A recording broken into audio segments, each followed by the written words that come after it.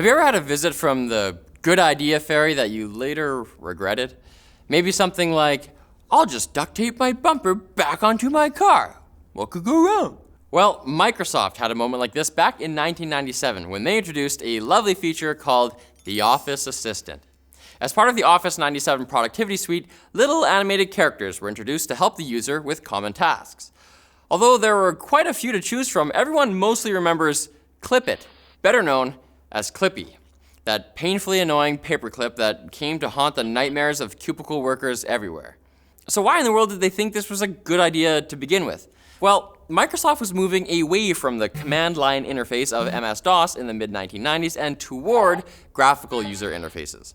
The company wanted a way to make PCs as easy as possible to use for a wider customer base. After looking at a study from Stanford that indicated that people feel similar emotions towards computers as they do to actual people, Microsoft decided to humanize their software as much as possible, leading to the development of Microsoft Bob, a cartoonish interface that presented the system as a house the user was guided around by an animal assistant such as a dog. For example, clicking on a desk with a piece of paper on it would open up a word processing program.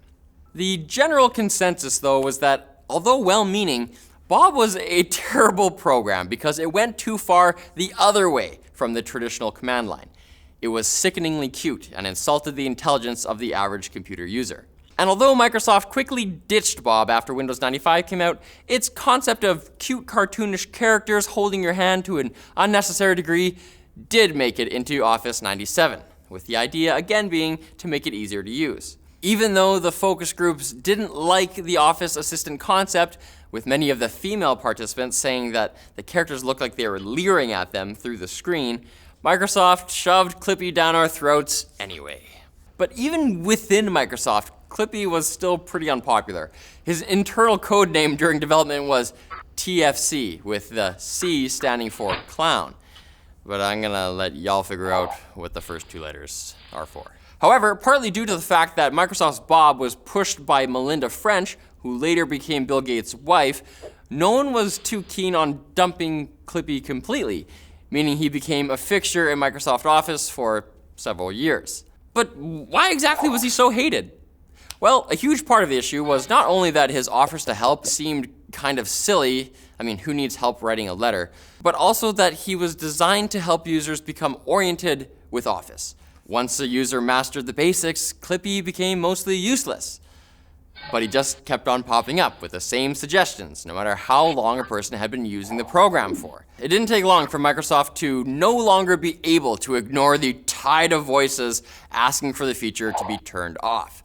So the company finally did by default in Office XP, which was released in 2001, and removed Clippy and all other Office assistants completely in Office 2007. However, Clippy has popped up several times since he was fired. Microsoft itself commissioned a cartoon based around the character's ouster to promote Office XP. As soon as I finish this proposal, It looks like you're writing a letter. Oh! Would you like help? You little metallic Try rephrasing your query. Clippy appeared in a tutorial game called Ribbon Hero 2 in 2011. Microsoft used him as an April Fool's joke, sticking him into Office Online in 2014. And there are even Clippy-related Easter eggs integrated into Cortana. So it's cool that Microsoft can laugh at themselves a bit, I guess. But just between you and me, I keep a paperclip with googly eyes on my desk because I miss the good old days. I love that little guy. Hello? And who wouldn't love creating a beautiful website with Squarespace all in one platform? Squarespace's award-winning templates make creating a powerful online identity even easier than ever, because each template is a starting point for a wide range of projects. Squarespace provides award-winning 24/7 customer support via live chat and email, and you can also attend a live webinar or check out their help guides. And you can now transfer your third-party domains to Squarespace. So instead of working with multiple vendors to maintain your online presence, you can manage all of your domain and billing settings with Squarespace alone. And it's never been easier to sell products or services online. Squarespace allows you to easily manage your products, orders, and inventory.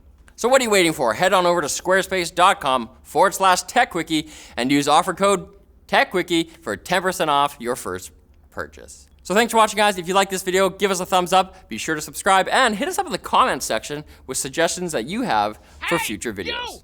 It looks like Beat it.